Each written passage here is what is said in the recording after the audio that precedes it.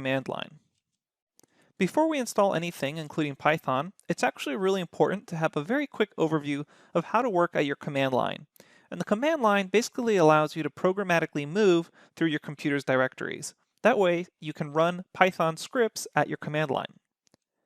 What we're going to cover in this short lecture is how to find your current directory, how to list all the files in a directory, how to change a directory, and then how to clear the command line screen.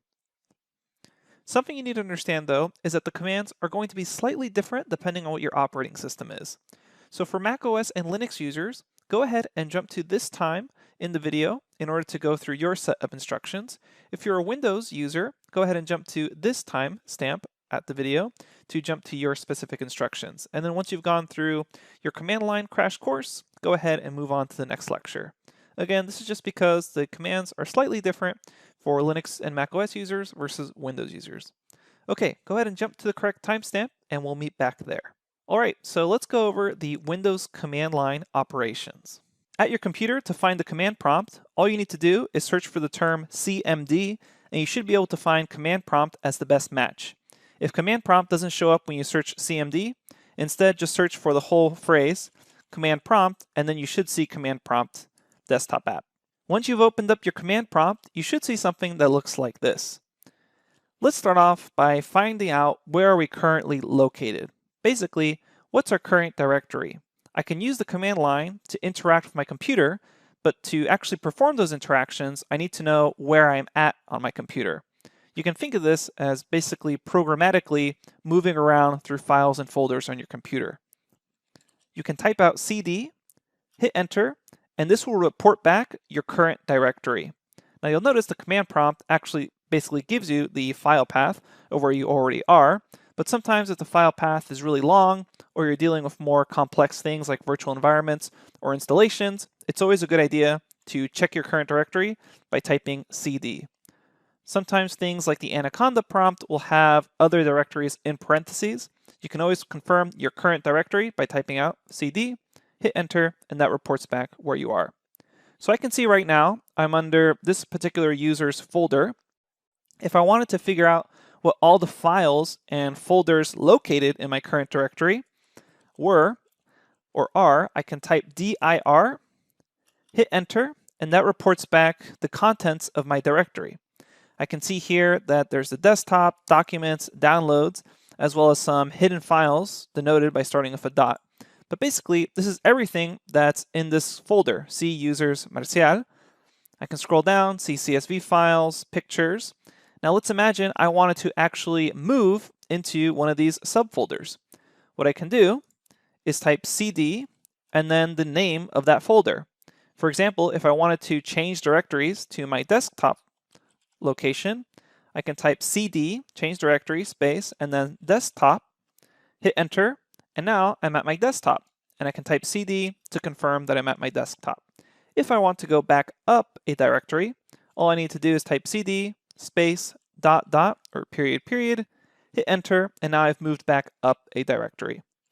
Now you don't actually need to type in the entire file path if you're moving around. What you can do is say CD, begin typing, such as the letter D, then hit tab, and you should be able to see it autocomplete for you. So as I hit tab, I get the various options of everything that starts with a capital D.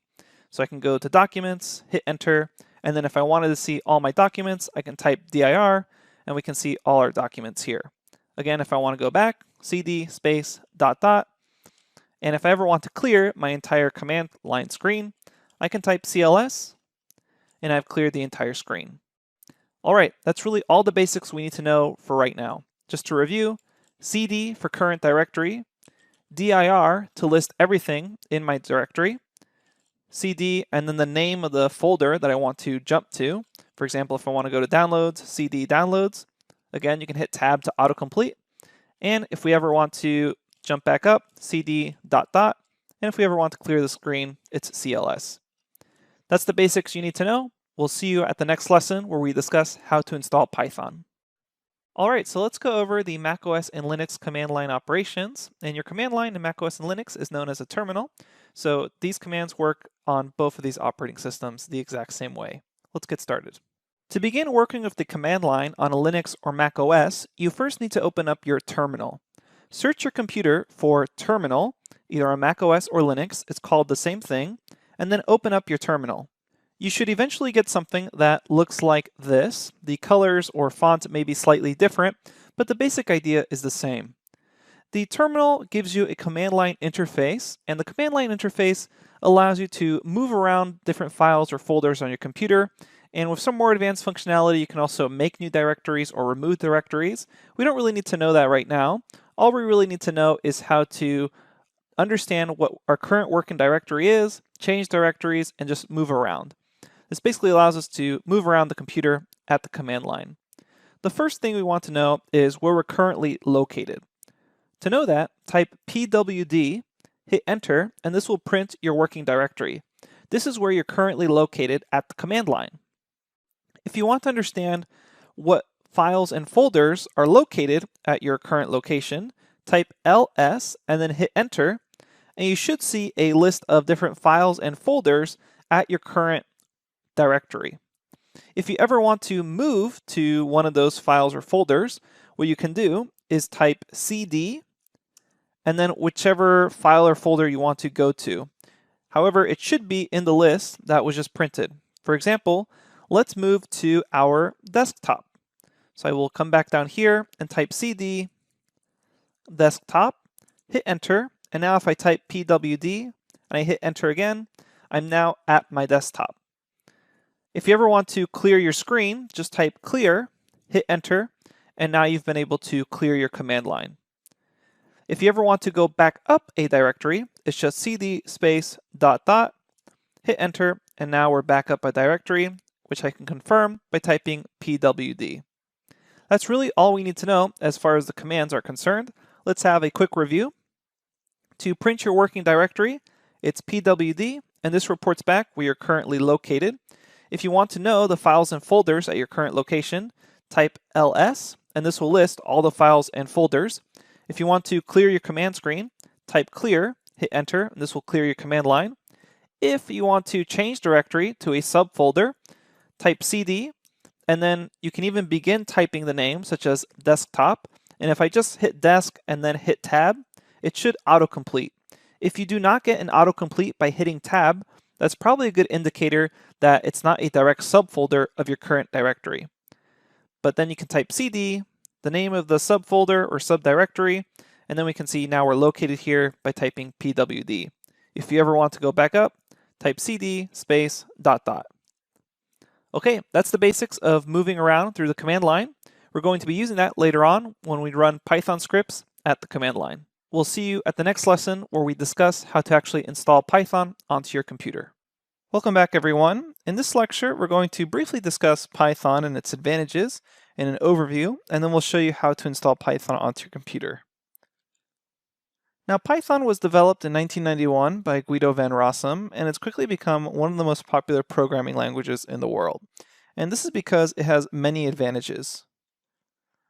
The main advantages that Python has is that developers can learn it quickly, and this is because it typically involves a lot less code than other languages, and the syntax is a lot easier to read. And this is because, as you'll learn later on, is that Python makes use of white space. That is, it uses indentation instead of curly braces, and that allows users to really learn it a lot faster than they would other programming languages.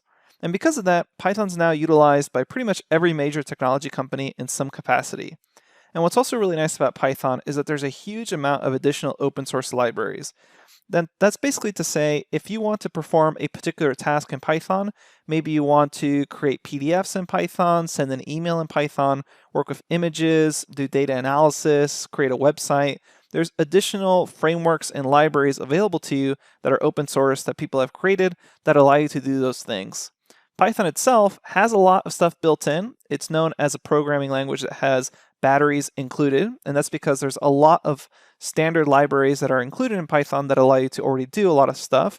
That is to say, for instance, it has a math library that has a lot of capability, but there are additional libraries in case you need to focus more on a particular niche topic, such as numerical computing. There's a library called NumPy for that.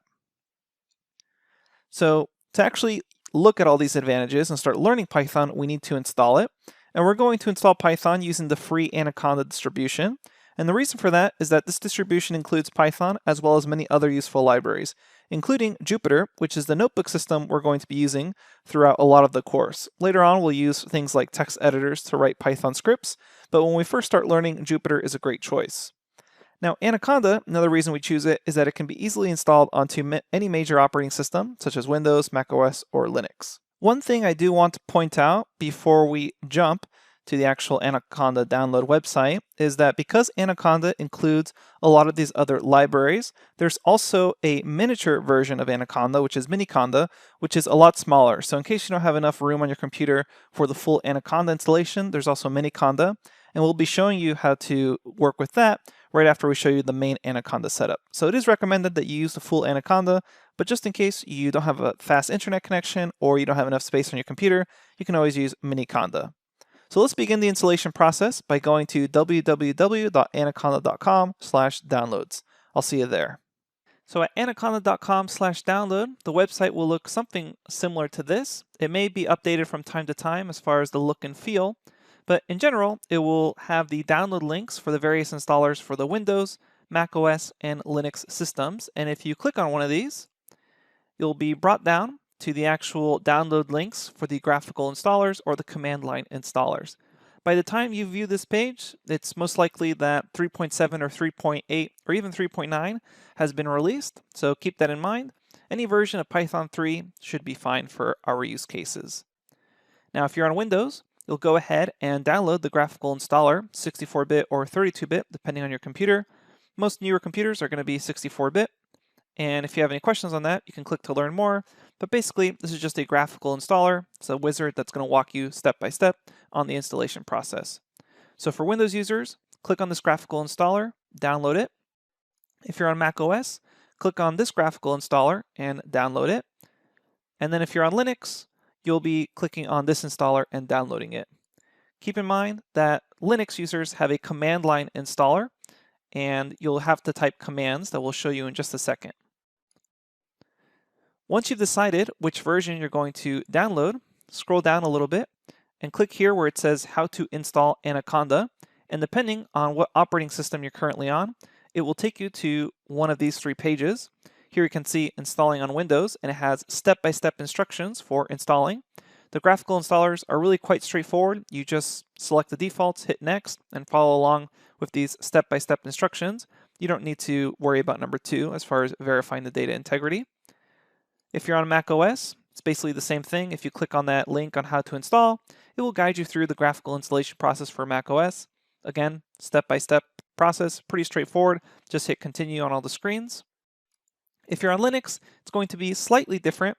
What you need to do is you'll be downloading a .sh file, and then at your command line or terminal, you'll be running this following command: bash, and then right here, downloads Anaconda 3, and then whatever version you happen to be clicking on. Basically just copy and paste this command into your terminal. A quick note for Windows users, and this is a pretty important one. You'll eventually have a screen that looks like this, saying Advanced Installation Options, and you can choose whether or not you want to add Anaconda to your path environment variable. Anaconda themselves recommends to not add Anaconda as a path environment variable, since this can interfere with other software. Typically, what it's going to interfere with is previous downloads of Python. However, since this is probably your first download of Python, we actually highly recommend that you do add Anaconda to your path environment variable. This will allow you to call Conda-specific commands directly at your command line. Again, for Windows users, we do recommend that you add Anaconda to your path environment variable. When you click on it, you'll notice that it says not recommended. It'll highlight in red. Go ahead and click on it anyways, and then hit install. Now, as we previously mentioned, these graphical installation files include Anaconda, Python, and many other libraries in this distribution. So you'll notice that it's actually quite a large file. It's about half a gigabyte. Depending on your internet connection or the space available on your computer, you may not want to actually download and install all these libraries. Instead, you probably just want the basics of Python. For that use case, you can look for conda.io/miniconda-html, or just Google search for Miniconda, and it will take you to the Miniconda links for the installers. And it's basically the exact same thing, except it's a much smaller file and it doesn't include a variety of the libraries, which you don't really need to worry about. So there's one for Windows, Mac OS, and Linux. So if you're interested in a much smaller file download, you can use those installers as well. However, we do recommend that if you have the bandwidth and the space, that you just download the full Anaconda installation. Once you've successfully downloaded and gone through the installation steps for Anaconda, you should be able to search your computer for Anaconda Navigator. This is a desktop app that allows you to quickly launch Jupyter Notebooks. So go ahead and confirm your installation by clicking on Anaconda Navigator. It will load up, and eventually you'll see something that looks like this, with little quick dashboards that allow you to launch different development environments. There's the Jupyter Notebook, our main development environment. There's the Qt console, Spider, another integrated development environment. There's also other things like GlueViz, Jupyter Lab, and even RStudio. If you decide to later on learn R, you can install that as well, with just a click of a button. But we're going to be using the Anaconda Navigator to quickly launch Jupyter Notebooks.